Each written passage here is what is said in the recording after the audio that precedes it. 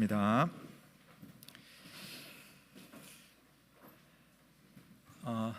장마 기간이 이제 접어들었고 날씨도 아주 습합니다. 참 어떻게 보면은 하루하루 지내는 것이 또 짜증스럽기도 하고 힘든 시간들이 또 다가왔는데요.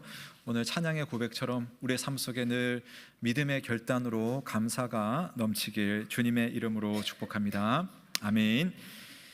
요즘 우리 한국 사회가 이른바 유령 아동들의 행방에 관심을 보이면서 우리 관계기관에서 전수조사 중입니다.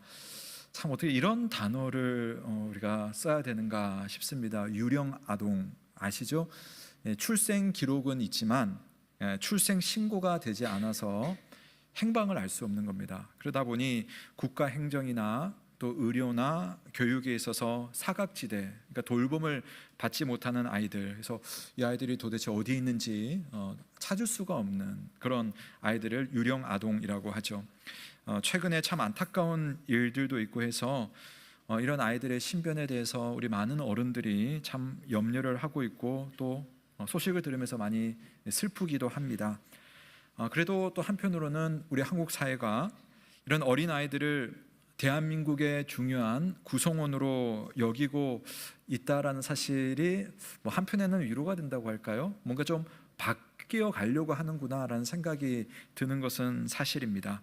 바라기는 이런 아이들이 이 땅에 사는 동안 안전할 수 있기를, 그리고 더 나아가서 우리 사회가 우리 주변의 연약한 아이들과 또 우리 이웃들의 삶을 지켜줄 수 있기를 우리 예언교회 성도님들 늘 기도해 주시기를 부탁을 드립니다.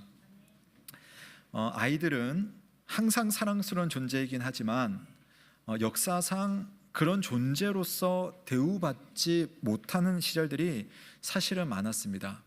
아시다시피 로마 시대에는 우리 부모들의 선택에 의해서 아이를 유기하는 것, 그냥 버린다든지 때로는 태어난 아이들을 죽이는 일들이 다반사였습니다.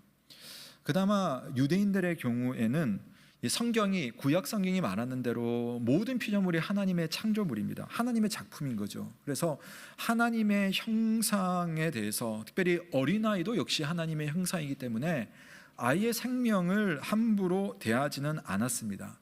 그러나 그럼에도 불구하고 이 고대 사회를 보면 우리 아이와 어른 간에 있어서는 신분의 차등이 있었어요.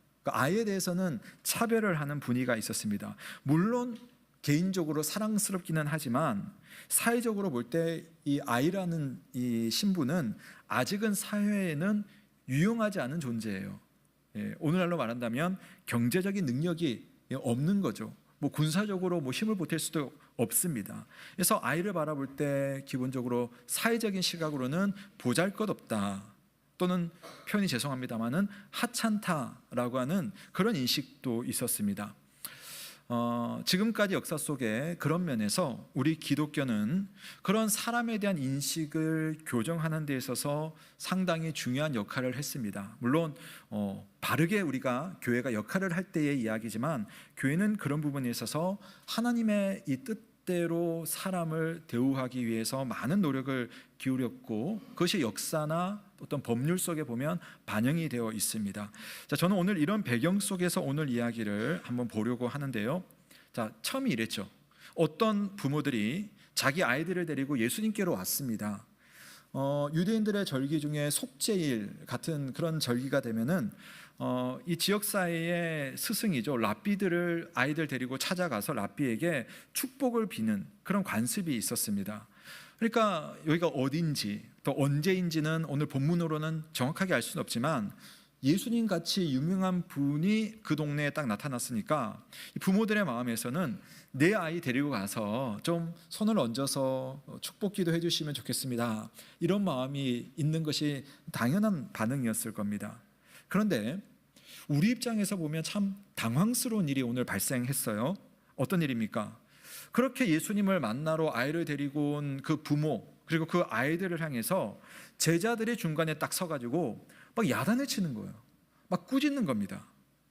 왜 그랬는지에 대해서 이 마가복음에서 자세한 이유를 알 수는 없습니다만은 아마도 지금까지 예수님의 행적들을 생각해 볼 때는 제자들이 볼 때에 예수님 너무 바쁘시다, 예수님이 너무 힘드시다, 그러니 저런 하찮은 아이들에게까지 신경을 쓰실 여유도 없고 그러다 보면 주님이 많이 소진되지 않으실까라고 하는, 어떻게 보면은 충성스러운 마음으로 중간에 딱 막아선 거죠. 자, 그러나 예수님은 전혀 그렇게 생각하지 않았다라는 것이 오늘 말씀의 핵심입니다. 오히려 그런 제자들의 모습을 보고 주님이 어떻게 하셨어요? 노하셨습니다. 이 아이와 부모를 보면서 책망하는 제자들을 향해서 화가 머리 꼭대기까지 올라가서 오히려 막 화를 내는 분이 바로 예수님이셨던 거죠. 우리 14절 말씀을 보십시오. 이렇게 되어 있습니다. 예수께서 보시고 노하시어 이르시되 어린아이들이 내게 오는 것을 용납하고 금하지 말라. 하나님의 나라가 이런 자의 것이기 때문이니라. 아멘. 이렇게 말하고 있습니다. 여러분, 이 장면은요, 마태복음 19장이나 또 누가복음 18장에도 기록이 되어 있습니다. 여기 예수님께서 노하셨다라고 하는 이 표현은요, 특이하게도 다른 성경에는 없고 이 마가복음에만 있는 표현입니다. 예수님께서 이 장면에서 노하셨다. 그러니까 마태나 누가는 이 장면을 그렇게 표현하지 않았어요. 그러니까 무슨 말이냐면 마가가 의도적으로 강조하셨어요. 강조를 한 겁니다. 여기에는 예수님의 어떤 의도를 훨씬 더 잘 드러내기 위한 마가의 의도가 있었던 거죠. 무엇이겠습니까? 그동안 마가복음에서 우리가 보았던 것처럼 예수님의 제자들은 계속해서 예수님의 생각과 자꾸만 일치했습니까? 어긋났습니까? 자꾸만 어긋나왔어요. 또 이 부분 역시도 마찬가지입니다. 제자들의 생각과 예수님의 생각이 달라요. 그래서 예수님은 어린아이들이 당신께로 오는 것을 하나도 부담스러워하지 않으셨고 전혀 막을 생각이 없으셨습니다. 그냥 제자들이 그랬을 뿐이죠. 물론 제자들도 개인적인 욕심이라든지 어떤 악감정이 있어서는 아니었습니다. 그저 예수님을 위해서 한 일이었어요. 그러나 다시 한번 생각해 보십시오.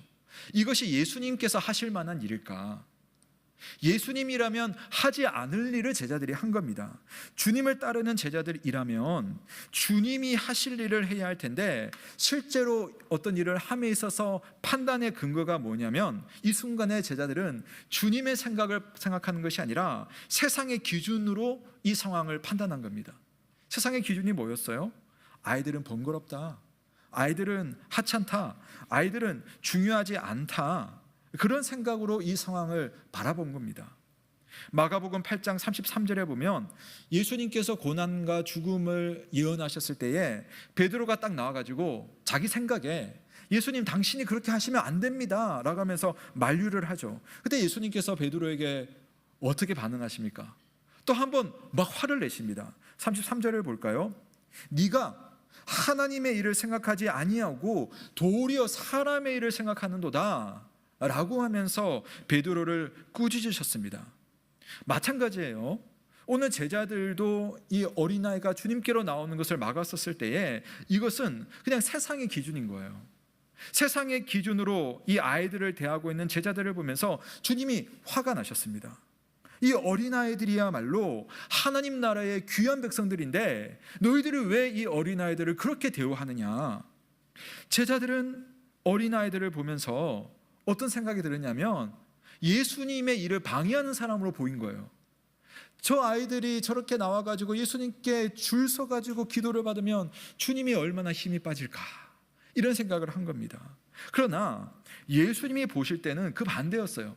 지금 누가 하나님 나라의 일을 방해하고 있느냐면 아이들이 아니라 제자들이 방해를 하고 있는 겁니다. 주님이 화가 나실 만하죠. 사랑하는 성도 여러분, 우리가 신앙생활을 하면서 나름대로 열심히 한다고 했지만 때로는 우리가 사람인지라 그것이 주님의 뜻이 아니라 내 뜻, 내 생각일 때가 종종 있습니다. 그때마다 우리는 생각할 것이 있어요. 나의 우선순위가 무엇인가? 내가 이렇게 생각하고 이렇게 판단하고 이렇게 말을 할 때에 내 우선순위가 과연 예수님이라면 어떻게 생각하시고 어떻게 하실까에 그 근거를 둘 수 있기를 주님의 이름으로 축원합니다.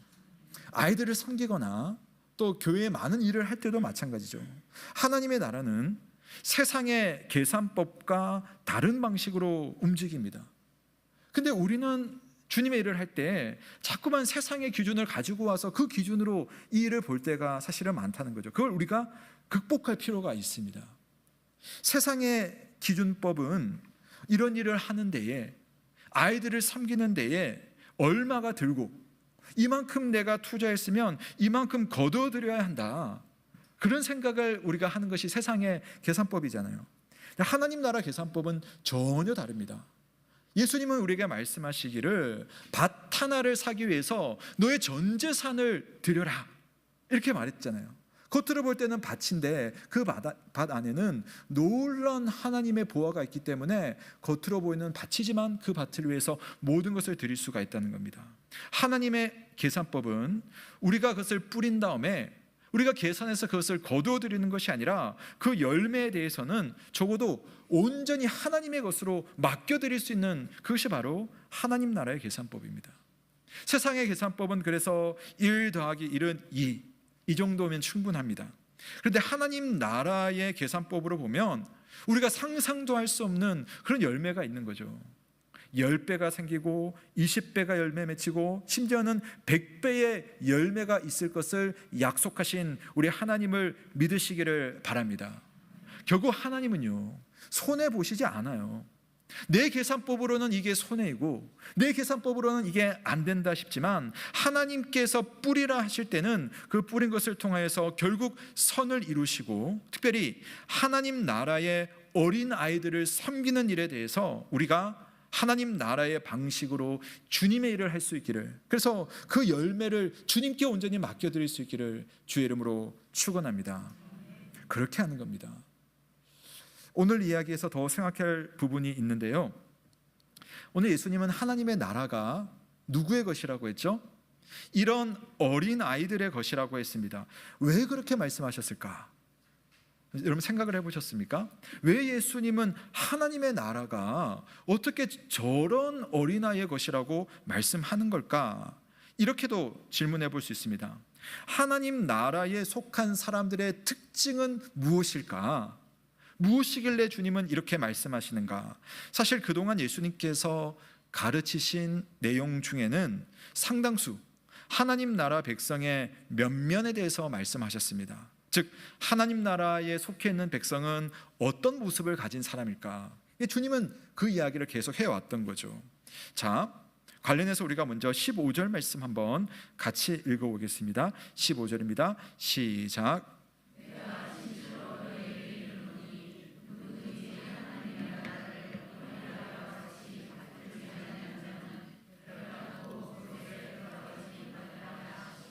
아멘. 하나님의 나라를 어린아이와 같이 받들지 않는 자는 하나님 나라에 들어가지 못할 것이다. 아니, 결단코 들어가지 못하리라 선언을 하셨습니다. 여러분 이 말씀이에요. 그러면 야, 우리 어른들은 뭐 지금 만 나이로 여러분 1살 2살 이렇게 나이가 줄어들었지만 그래도 이미 우리는 좀 나이가 들어버렸어요. 적어도 어린아이는 아닙니다. 나는 하나님 나라에 들어갈 수 없는 존재인가? 오늘 주님의 말씀은 그런 연령을 말하는 것이 아니잖아요. 어린아이와 같이라고 말합니다. 도대체 어린아이와 같이 하나님 나라를 받든다라고 한 것이 무엇을 말하는 것인가? 저는 마음이라는 측면에서 이 이야기를 한번 접근해 보고 싶습니다. 여러분이나 저나 어렸을 때는 다 가지고 있었던 마음이 있어요. 그런데 나이가 들어가면서 차츰차츰 잃어버리게 된 그런 마음이 있어요. 그게 뭐냐면 부모, 보호자를 신뢰하고 의지하는 마음.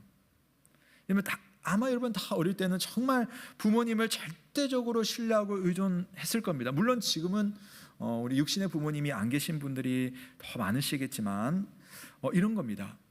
아이들은 어떤 경우에도 부모의 말을 믿고 따르죠. 왜 그렇습니까?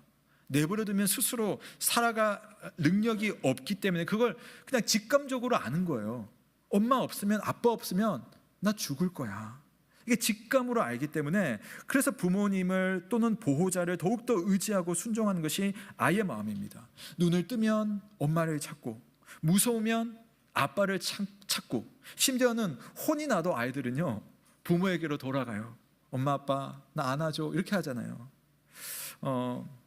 우리 아이들이 얼마나 참, 이 아이들이 보면은 그런지 작년에 애가 뭐 사달라고 해서 야 내년에 너 생일 되면 사줄게 한번 넘어가 보려고 그렇게 한번 툭 던졌는데 이 아이가요 1년을 생각하고 있어요. 1년을 딱 하다가, 근데 참 신기하죠. 그 1년 사이에는 아무 말도 안 해요. 아무 말 안 하다가 지 생일 딱 되면 아빠 1년 전에 그랬어 하는 거예요. 여러분 이게 왜 아이들에게는 그런 메커니즘이 있습니까? 부모에 대해서, 부모의 약속에 대해서 철저하게 신뢰하고 의존하고 기다리는 마음이 있다는 겁니다. 그 마음이에요. 절대적인 의존과 신뢰가 어린아이의 마음입니다. 하나님의 나라는요 이런 마음을 가지고 있는 사람들이 모이는 나라가 하나님의 나라인 줄로 믿으시기를 바랍니다. 그래서 하나님께서 우리에게 좋은 것을 마음껏 베풀어 줄 수 있는 나라예요. 하나님께서 가라고 하는 곳까지 저 갈 수 있어요. 하나님 멈추라고 하면 저 멈출 수 있어요 하는 그런 마음, 홀로 외로운 순간을 지내고 있어도 나를 안아줄 아버지를 끝까지 기다리는 그런 마음. 그런데 하나님은 그런 우리들의 마음을 결코 외면하지 않으시고 버리지 않으시는 참 좋으신 하나님이시지 않습니까? 한국 사회가 참 표현하기도 참 부끄러운 그 표현, 슬픈 그 표현, 유령 아동을 지금 이렇게 전수하게 된 계기는 어떤 부모들의 그 부모의 마음을 잃어버린 그런 상태들이 있기 때문입니다. 부모를 사랑하고 의지하는 아이의 마음을 제대로 공감하지 못해서 그러지 않았을까? 또는 그들도 그동안 제대로 사랑받지 못했기 때문에 그런 것이 아닐까? 뭐 이렇게 나름대로 생각을 해본다 하더라도 참 우리 어른들이 참 부끄럽다라는 생각이 드는 그러한 요즘입니다. 사랑하는 성도 여러분, 그런데요 남의 얘기가 아니라 사실 우리도 부모로서 자녀에게 얼마나 연약하고 부족할 때가 많습니까? 사람은 그럴지라도, 그러나 하나님은 결코 자기 자녀를 버리지 않으시고 놓치지 않으시는 아버지라는 사실을 꼭 기억하시기를 바랍니다. 어린아이의 마음을 하나님은 놓치지 않으세요. 그래서 우리가 하나님이 내 마음을 받아주실까 염려할 필요가 없습니다. 하나님께서 나를 외면하시지는 않을까 부정적인 생각을 할 필요가 없어요. 어린아이처럼 우리가 하나님을 바라볼 때에 하나님은 사실 나보다 먼저 나를 아시고 그런 나를 안아주시기 위해서 사실은 먼저 저 앞에서 기다리시는 참 좋으신 아버지심을 믿으시기를 바랍니다. 그래서 여러분 어린아이와 같은 마음을 가지고 주님께 나아가면 주님은 반드시 그런 우리들을 주님의 품 안에 꼭 안아주시는 겁니다. 여기서 한 가지 더 중요하게 짚어볼 내용이 있는데요. 그렇다면 어린아이들 또는 어린아이와 같이 하나님의 나라를 받드는 사람들에게는 어떤 자격이 주어지는 걸까? 하나님이 내가 그랬기 때문에 하나님 앞에서 정말 용납을 받고 하나님 나라에 들어갈 수 있는 것인가? 라고 할 때 오늘 말씀은요 그건 그런 것이 아니다라는 것을 사실은 보여줘요. 이게 어떻게 보면 상당한 반전이죠. 어린아이와 같이 하나님의 나라를 받들어야 그 나라에 들어간다라고 주님 말씀하시는데 사실은 이 속에는 아주 의미 있는 반전이 있습니다. 여러분 마가복음이 분명히 밝히고 있는 것이 뭐냐면 제자들도 그렇고 우리들도 그런데 하나님의 나라에 들어갈 만한 자격이 우리에게 없다는 것을 계속 말해줘요. 제자들이 얼마나 실패합니까? 오늘 이 순간에도 제자들은 예수님께 혼나고 있어요. 우리는 정말 순수하고 열심만 있는 것이 아니라 좀 믿음이 느리고 때로는 하나님을 불신하기도 하고 또 얼마나 비겁한 존재인지 모릅니다.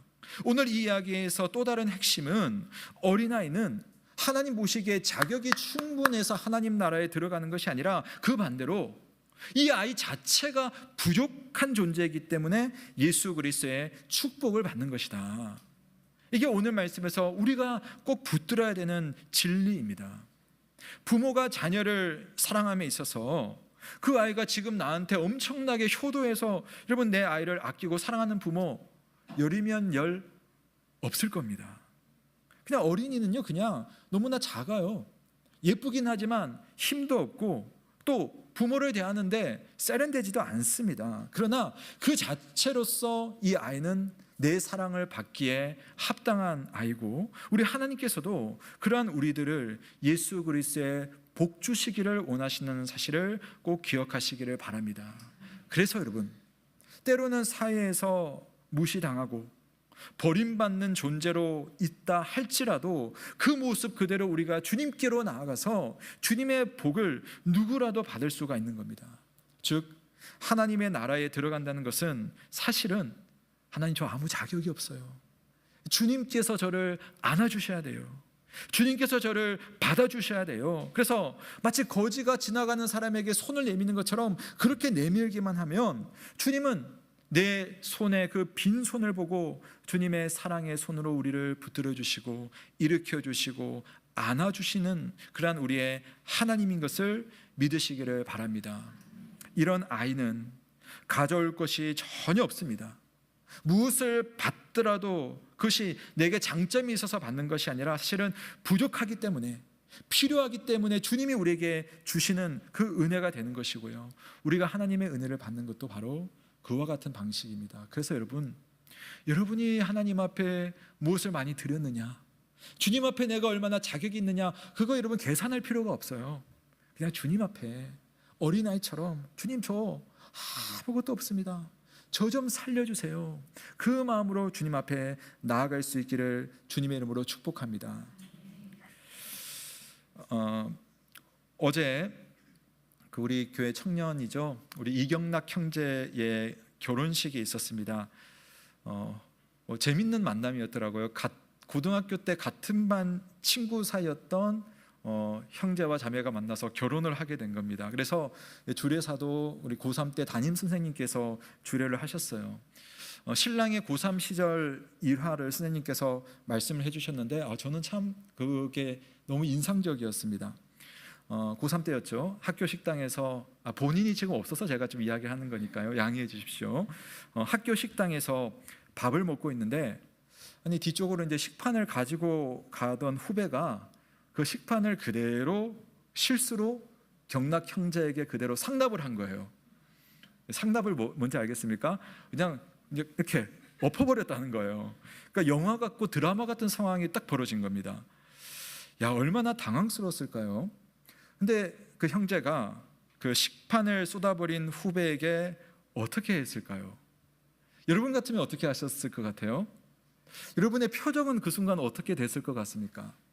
근데 선생님께서 그런 말씀을 하시더라고요. 이 아이가 그 고3 때 그 예민한 시기에 후배를 보면서 제일 먼저 했던 말이 괜찮냐고, 너 괜찮아? 다친 데 없어? 하면서 따뜻하게 물어주고 또 물어보고 또 후배를 또 이렇게 도닥거리면서 살펴줬다고 그렇게 이야기를 하시더라고요. 제가 어제 시간이 없어가지고 또 오늘 이제 캐나다로 아마 바로 간 걸로 알고 오늘 출석을 못해서 제가 꼭 다음에 만나면 물어볼 게 있어요. 그 후배가 여학생이었는지 세탁비를 따로 받았는지 제가 꼭 물어보고 싶은데, 그러나 제가 평소에 경락 형제의 성품을 보았을 때는 아마 진심 어린 마음과 또 그런 표정이었을 것이라고 생각을 합니다. 그 이야기를 듣는데요, 제 마음이 참 기뻤어요. 제가 그 친구의 교회 목사라는 사실이 참 자랑스러운 마음도 들었습니다. 예민한 고3 시절에 정말 그리스도인답게 행동했구나. 제가 어제는 그 결혼식장에 가가지고 한 수 딱 배우고 돌아왔습니다. 여러분, 우리 곁에는요 항상 약자들이 있습니다. 그 약자는 나보다 나이가 어린 사람일 수도 있고 나보다 연배가 훨씬 많은 어르신일 수도 있습니다. 또는 몸이 불편한 사람일 수도 있고 또 여러 가지 상황 속에서 도움이 필요한 사람일 수도 있습니다. 믿음이 연약한 사람일 수도 있고 또 교회를 하거나 여러 상황 속에서 마음이 다치거나 상처 입은 사람일 수도 있고, 또는 나와는 정말 다른 성향을 가지고 있는 그런 사람들이 사실 주님께서 내게 붙여주신 약한 사람일 수 있어요. 그러니까 주님은 우리에게 오늘 말씀으로 이렇게 말씀합니다. 그들을 귀하게 여겨라. 그들을 하나님의 사람으로 여겨라. 세상에 귀하지 않은 영혼이 없고 세상에 아름답지 않은 생명이 없습니다. 그런 그들을 하나님의 형상으로, 하나님의 귀한 사람으로 여기는 것이 그리스도인의 마음인 줄로 믿습니다. 그리고 하나님의 나라는 그런 사람들, 그래서 내가 너무 약하기 때문에 하나님만을 바라보는 그런 사람들에게 열려있는 나라가 하나님의 나라이고, 그 나라에 속해 있는 우리들은 그런 사람들을 마땅히 환영하고 사랑하고 용납하는 것이 여러분 옳지 않겠습니까? 내 생각으로 볼 때에 왜 저 사람이 지금 이렇게 하느냐, 이게 아니에요. 저 사람이 그렇게 하는 중에 여전히 하나님의 은혜가 필요한 사람이구나. 그래서 우리는 용납하고 안아주고 사랑을 하는 겁니다. 아울러서 여러분, 우리 모두 어린아이와 같은 마음으로 나도 하나님의 나라가 필요하고 나도 하나님의 사랑이 필요한 사람으로서 날마다 하나님의 품으로 나아갈 수 있기를 주님의 이름으로 축원합니다. 하나님의 나라는 내가 약하기 때문에 그 약함으로 인해서 그 약함을 인정하고 하나님을 찾는 사람들만이 들어가는 나라입니다. 그 나라에 모두 들어가는 주의 백성들 되시길 주님의 이름으로 축원합니다. 아멘. 기도하겠습니다. 하나님 아버지, 오늘 하나님의 말씀을 통하여서 우리가 하나님 나라에 속한 백성으로서 어떠한 면면, 어떠한 마음을 가진 사람인지를 알려주시니 감사를 드립니다. 우리 한 명 한 명을 그대로 살펴본다면 아무도 하나님 나라에 들어갈 일이 없는 사람들입니다. 그러나 그런 우리들인 것을 스스로 알고 하나님의 은혜를 고백하고 주님 앞에 은혜를 구할 때에 하나님은 그 모습 그대로 어린아이와 같은 마음, 하나님을 신뢰하고 의지하는 그런 아이의 마음으로 바라봐 주시고 또 그런 우리들을 용납하여 주시는 참 좋으신 하나님이심을 믿습니다. 그 믿음으로 날마다 주님께 나아가 주님의 은혜를 경험하게 하여 주옵소서. 또한 하나님, 나와 같이 연약한 누군가를 내가 만날 때에, 또는 나와는 다르지만 그러나 어떤 지점에서 참 연약한 지체를 만날 때에 다름으로 인하여서, 또 연약함으로 인하여서, 부족함으로 인하여서 하나님께 나아가는 길을 막아서지 말게 하시고 그가 주님께 더 가까이 나아갈 수 있도록 끝까지 용납하고 끝까지 섬기고 끝까지 사랑하고 그를 위해서 기도할 수 있는 우리 귀한 주의 백성, 하나님 나라에 속해 있는 면면들이 다 되게 하여 주옵소서. 감사를 드리며 살아계신 우리 구주 예수 그리스도의 이름으로 기도드립니다. 아멘. 이 시간에는